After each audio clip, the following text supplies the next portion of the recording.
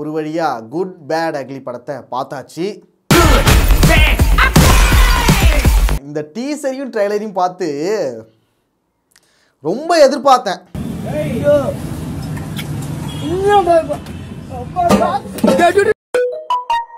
ஒரு தரமான ஏகே படம் வரப்போகுது, ஒரு தரமான ஃபேன் பாய் சம்பவம் நடக்க போகுது அப்படிலாம் ரொம்ப எதிர்பார்த்தேன்.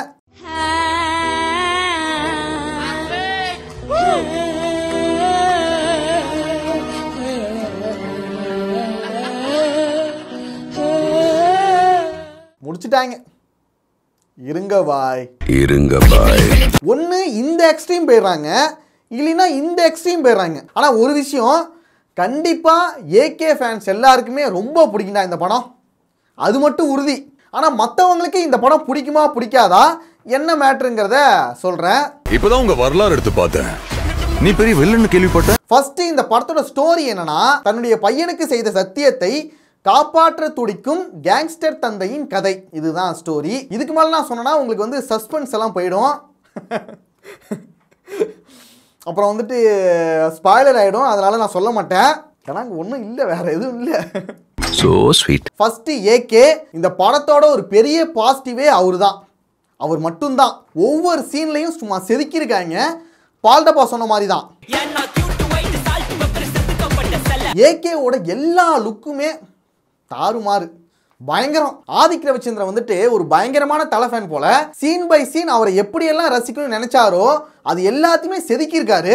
ஏகேவோட காஸ்டியூமா இருக்கட்டும் எல்லாத்தையுமே மிரட்டிட்டாங்க. ஆனா என் பையனுக்கு ஒண்ணுனா விட்டரை தொட்டு தானே ஆகணும். ஓவரால் பார்த்தா இந்த படம் ஃபுல்லா ஏகே ஏகே ஏகே தான். படமே ஏகே தான், படம் முழுக்க ஏகே தான், எல்லாமே ஏகே தான்.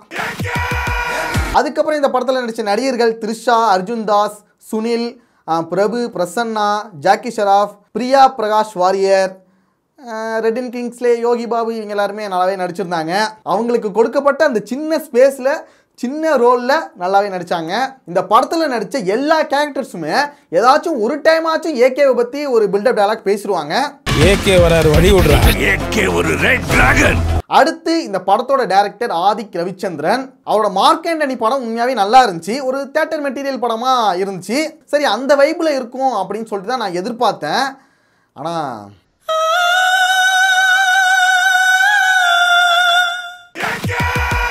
இவரோட முந்தைய படமான மார்க் அண்ட் அனி படம் வந்து நல்லா இருக்கும். அதுல சுத்தமா லாஜிக் இல்லைனா கூட ஸ்டோரியும் ஸ்க்ரீன் பிளேயும் கொஞ்சம் இன்ட்ரெஸ்டிங்காக இருக்கும். அதில் காமெடி அப்படி இப்படின்னு கொஞ்சம் சேர்த்து விட்டு ஒரு தியேட்டரில் பார்க்கும்போது ஜாலியாக இருந்துச்சு. My darlings, missed you all. ஆனால் இந்த படத்தில் ஒழுங்கான ஸ்டோரியும் இல்லை, சுத்தமாக ஸ்க்ரீன் பிளேவும் இல்லை, ஏதோ போயிட்டு இருக்கு. இவர் என்னன்னா இந்த படத்துக்கு வந்து ஸ்டோரியும் ஸ்க்ரீன் பிளேயும் எழுதவே இல்லை. ஏகேவோட எல்லா படத்தையும் பார்த்துருக்காரு.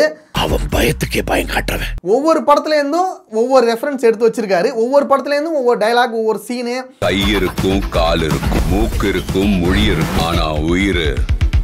அதுக்கப்புறம் அவர் ஏதாவது ஒரு படங்கள் பார்த்துருப்பாரு, ஹாலிவுட் படங்கள் இல்லை மற்ற படங்கள்லாம் பார்த்துருப்பாருல.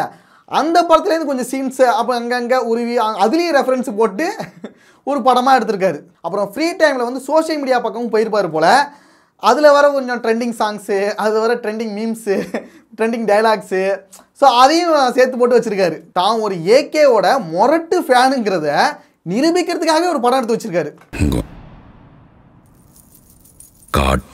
அப்படி பண்ணது ஓகே தான். ஆனால் அது ஜென்ரல் ஆடியன்ஸுக்கு எப்படி பிடிக்கும்? ஏகே ஃபேன்ஸை தவிர மற்றவங்க இருக்காங்களே அவங்கள பற்றி கொஞ்சம் யோசிச்சிருக்கணும்ல. எங்கள் அப்பாவை கார்லேருந்து நடு ரோட்டில் தள்ளி விட்டதே அவர் தான். அவங்கள பற்றி கொஞ்சமாச்சும் நீங்கள் யோசிச்சிருந்தா ஸ்டோரி, ஒரு ஸ்க்ரீன் பிளே கொஞ்சமாச்சும், நாங்கள் வந்து ரொம்ப கூட எதிர்பார்க்கல, கொஞ்சமாச்சும் பெட்டராக இருந்திருந்தா இந்த படம் ஒரு நல்ல படமாக கூட சொல்லியிருக்கலாம். வாழ்க்கையில் என்னெல்லாம் பண்ணக்கூடாதோ சில சமயங்கள் அதெல்லாம் பண்ணணும் பேபி. அடுத்து இந்த படத்தில் இருக்கிற எக்கச்சக்கமான பில்டப், ஒரு சீனில் பில்டப் பண்ணலாம், 2 சீனில் பில்டப் பண்ணலாம், படம் முழுக்கவா பில்டப் பண்ணிட்டு இருப்பீங்க. அவனே பிரேக் பண்ணிட்டு வந்திருக்கானா, அவன் மூச்சிலேயே முடிச்சிருவான். கேஜிஎஃப் படத்தையே மிஞ்சிருவீங்க போல. கேஜிஎஃப்ல வர வில்லன் கூட இதில் வரான். அந்த சலார் படத்தில் கூட பில்டப் பண்ணிட்டு இருப்பார்ல, அவரு கூட வராரு. இந்த படத்தில் வர வில்லன்களும் பில்டப் தான் பண்ணிட்டு இருக்காங்க. சின்ன பையா, அவரோட வியாபார நுணுக்கம் தெரியாம பேசிட்டு இருக்கறடா. அப்புறம் எனக்கு இந்த படத்தில் பிடிச்ச ஒரு சில சீன்ஸ்லாம் இருக்கு, அதை சொல்லிடுறேன். ஃபர்ஸ்ட் இன்ட்ரோ, அது தீனா இன்ட்ரோ வரணும், அது நல்லா இருந்துச்சு. அதுக்கப்புறம் காரப்பொரி, அப்புறம் வந்துட்டு இந்த வாலி ரெஃபரன்ஸ் வச்சது, அப்புறம் வந்து சிம்ரன் வர அந்த சீன்ஸு, அப்புறம் இன்டர்வல் பிளாக் வந்து செம பிளாஸ்ட்டு, அது நல்லா இருந்துச்சு. அந்த இன்டர்வலுக்கு முன்னாடி இருக்கிற சீன்ஸுமே நல்லா தான் இருந்துச்சு. அதில் வந்து ஏகே பேசுகிற டைலாக்ஸாக இருக்கட்டும், அந்த ஃபோன் கால் வந்து த்ரிஷா பேசுகிற மாதிரி ஒன்று இருக்கும், அது அந்த அந்த சீன்ஸுமே ஓவராலாக சூப்பராக இருந்துச்சு. அப்புறம் இந்த புலி சாங் வரும்போது ஒரு சேசிங் சீன் வரும், அது நல்லா இருந்துச்சு. அப்புறம் அங்கங்கே ஏகே பேசுகிற டைலாக்ஸ் வந்து கொஞ்சம் காமெடியாக ஃபன்னியாக இருக்கும், அதெல்லாம் ரசிக்கிற மாதிரி இருந்துச்சு. நாம எவ்வளவுதான் குட்டா இருந்தாலும் இந்த உலகம் நம்மள பேடாக்குது. அடுத்து ஜிவி பிரகாஷ் மியூசிக் பற்றி நம்ம சொல்லியே ஆகணும். ஒத்த ரூபா தரேன், புலி புலி புலி புலி, அப்புறம் வந்துட்டு தொட்டு தொட்டு பேசும் சுல்தானா, அப்புறம் இன்னொரு சாங் ஒன்று வந்துச்சு, இளமை இதோ இதோ, அந்த சாங்காக இருக்கட்டும். அப்புறம் விழியில் சாங்கு, அதை மிஸ் பண்ணிட்டேன் பாரு. விழியம் படத்தில் வரும்ல அந்த சாங் வந்து இந்த படத்தில் சூப்பராக இருந்துச்சு. இதுதான் ஜிவி பிரகாஷோட மியூசிக்னு சொல்லலாம். இந்த ரீமேக் சாங் எல்லாமே நல்லா தானே இருந்துச்சு. பேக்ரவுண்ட் ஸ்கோர்னு சொல்ல போனால் 1-2 இடத்துல நல்லா இருந்துச்சு. ஓகே ஓகே அப்படிதான். ஜிவி பிரகாஷ் பில்டப் பண்ணாலும், ஜிவி பிரகாஷ் கூட பில்டப் தான் பண்ணியிருக்காரு போல. அவர் இந்த சோஷியல் மீடியாவில் பில்டப் பண்ண அளவுக்கு பெரிய சம்பவம் அவர் வந்து பண்ணலை. புலி புலி சாங் எனக்கு ரொம்ப பிடிச்சதுடா. ஏகே வராரு வழி விடுறா. ஆனால் ஒரு உண்மை என்னன்னா, விடாமுயற்சி படத்தில் ஃபேன்ஸ் எல்லாருமே ரொம்ப சைலண்டாக செலிப்ரேஷன் பண்ண முடியாத ஒரு சுச்சுவேஷனில் இருந்தாங்க. ஆனால் இந்த படத்தில் ஃபுல் அண்ட் ஃபுல் செலிப்ரேஷன் தான். ஃபேன்ஸுக்கு இது ஒரு செம்ம ட்ரீட்னு சொல்லலாம். ஏன்னா இந்த படமே ஃபேன்ஸுக்காக தான், ஃபேன்ஸுக்காக மட்டும்தான். ரொம்ப வருஷம் ஆச்சுல, ஐ மிஸ் யூ. ஜிபியுங்கிறது ஒரு தனி உலகம். அங்கே வந்து என்ன வேணால் நடக்கலாம், எதை வேணாலும் எப்படி வேணாலும் மாற்றி அமைக்கிற சக்தி வந்துட்டு நம்ம ஆதிக் ரவிச்சந்திரன் கிட்ட இருக்குது. அதனால் அவர் இஷ்டத்துக்கு பூந்து விளையாடி இருக்காரு. திடீர்னு ஜான்விக் வருவார், திடீர்னு டான்லி வருவார், மணிகைஸ்ட் ப்ரொஃபஸர்னா வருவார். இந்த ஃபேண்டசி வேர்ல்டில் நீங்கள் லாஜிக்குமே சுத்தமாக எதிர்பார்க்காதீங்க, அது கிடையாது. 10 கிலோ கறி வேணும் பாய், இருங்க பாய். இந்த படத்தோட ஒரு மெயின் கோரே அப்பா பையன் சென்டிமெண்ட் தான்.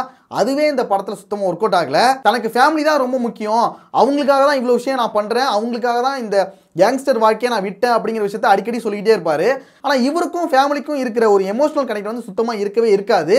அவர் கேங்ஸ்டராக இருந்து என்ன வெளியில் பண்ணியிருந்தாரோ அதையே தான் ஜெயிலில் பண்ணிட்டு இருப்பாரு. ஆனா உயிர், அப்புறம் அந்த பையனை காப்பாற்றணும்னு சொல்லிட்டு நமக்கு சுத்தமாக தோணவே இல்லை. அந்த ஒரு தவிப்போ, அந்த ஒரு ஐயோ காப்பாற்றணும் ஏதாவது பண்ணிட்டு போகிறாங்களா அப்படிங்கிற ஒரு பயம் எதுவுமே கிடையாது. த்ரிஷா செத்தா என்ன, பையன் செத்தா என்ன, யார் செத்தா நமக்கு என்னடா, நமக்கு ஏகே மட்டும் போதுண்டா அப்படிங்கிற மாதிரி தான் மைண்ட் செட்டில் இருக்கு. So sweet. எனக்கு என்ன தோணுதுன்னா, இந்த படம் வந்துட்டு ஏகேவே சொல்லியிருப்பார் போல, பாவம் நான் வந்து ஃபேன்ஸுக்காக இது வரைக்கும் நான் எதுவுமே பண்ணல, தலைன்னு பாசமாக கூட்டிருந்தாங்க, அதையும் நான் சொல்லக்கூடாதுன்னு சொல்லிட்டேன். அப்புறம் ரசிகர் மன்றம் வச்சுருந்தாங்க, அதையும் நான் வேணான்னு கலைச்சிட்டேன். இப்போ கூட கடவுளே அஜித்தேன்னு சொல்லிட்டு இருந்தாங்க, அதையும் நான் வேணான்னு சொல்லிட்டேன்.